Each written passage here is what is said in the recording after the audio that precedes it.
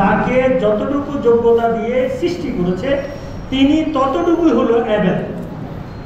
কেউ দেখা যাচ্ছে শারীরিকভাবে ভালো কিন্তু সে অনেক কাজ করতে পারে না, আর একজন দেখেন শারীরিকভাবে তার একটা হাত নাই, সে কিন্তু অনেক কাজ করে, তার দুইটা পা নাই, সে অনেক কাজ করতে পারে।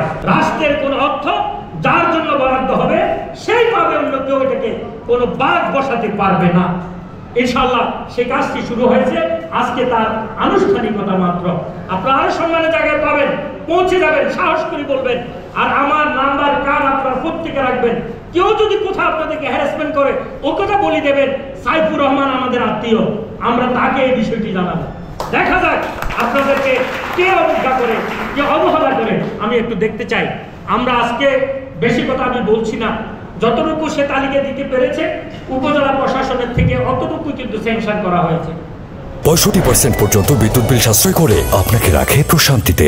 ওয়ালটন ফ্যান হাওয়া বদলে দেয়।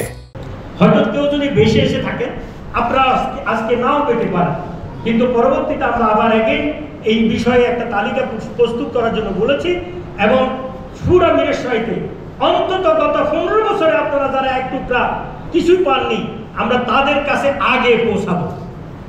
যারা গত 15 বছর থেকে ডিপ্রাইভ হয়েছে এবার সাহায্যে তারা অগ্রগামী থাকবেন, প্রথমে পাবেন, এরপরে পর্যায়ক্রমে সবাই পাবেন।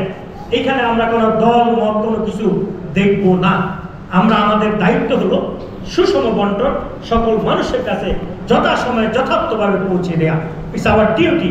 আপনারা এই কাজে সহযোগিতা করবেন।